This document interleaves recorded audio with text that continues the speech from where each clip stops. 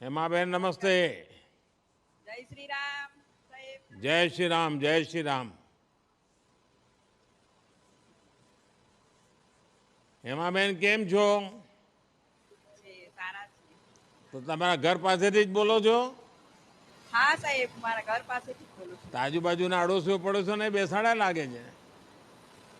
બેસેલા છે.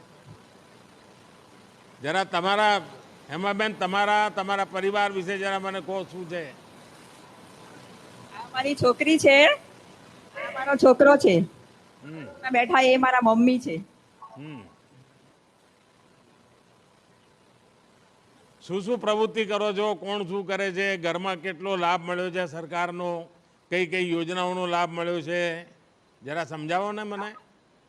હા સાહેબ, આ મારી છોકરી માઇક્રો એમએસસી છે ને છોકરો બીએસસી કેમિસ્ટ છે.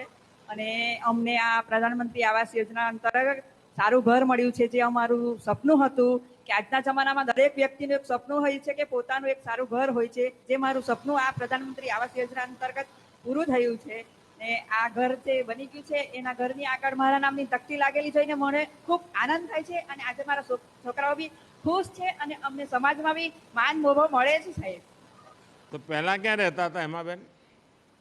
પેલા જૂના કાચા મકાનમાં રહેતા હતા અને બહુ જ તકલીફો પડતી હતી. છોકરાઓ ભણતા હતા ને તકલીફો પડતી હતી સાહેબ. એટલે પહેલા કાચું મકાન હતું. હા સાહેબ, કાચું મકાન હતું. ત્યાં કેટલા વર્ષ રહ્યા?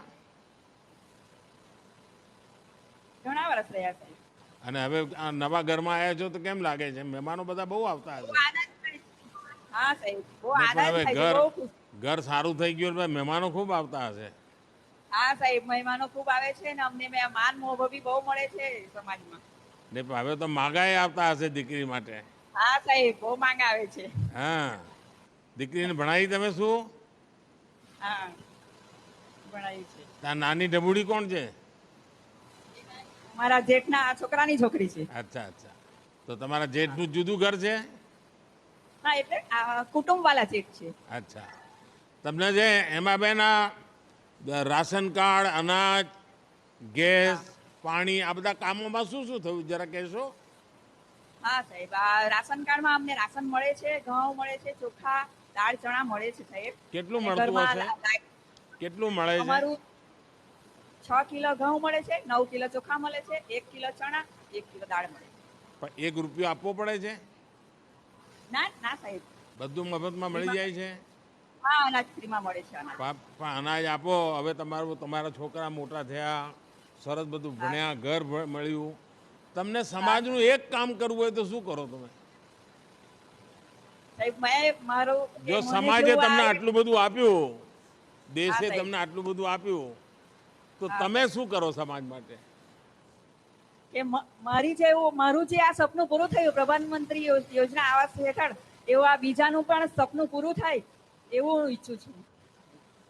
જુઓ, સમાજનું કંઈ ને કંઈ કરવાની ઈચ્છા રાખવી જોઈએ. આપણે ગરીબીમાંથી બહાર આવ્યા, કાચા ઘરમાંથી પાકા ઘરમાં આવ્યા, છોકરા મોટા થયા, સરકારે આટલી બધી યોજનાઓ આપી, તો આપણે પણ ગરીબ ના લોકો પ્રત્યે એટલી જ લાગણીથી જોવું જોઈએ.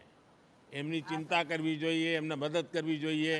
એમના બાળકોને આપણી દીકરી ભણી છે તો ભણાવી શકે, દીકરો ભણ્યો છે એ પણ કોઈ વાર ભણાવી શકે.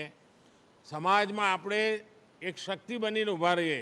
કારણ કે તમે ગરીબી જોઈ છે, તમે કાચા ઘરમાં જિંદગી કેવી હોય એ જોયું છે. તો આ તમે જો કાળજી લો તો તમે વિચાર કરો મારી તાકાત કેટલી બધી વધી જાય. તો એમાં બેન મારી મદદ કરશો કે નહીં કરો? હા સાહેબ, કેમ ને. પાક્કું? અમે મદદ કરવા તૈયાર છે. પાક્કું સાહેબ. ચાલો એમાં બેન, તમારી જોડે વાત કરી ખૂબ સારું લાગ્યું.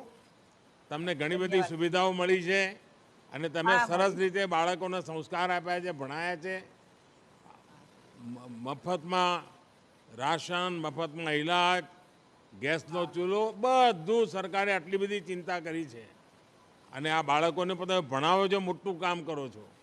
તો મારા તરફથી તમને ખૂબ ખૂબ શુભકામનાઓ છે. ધન્યવાદ. ધન્યવાદ. ધન્યવાદ સાહેબ.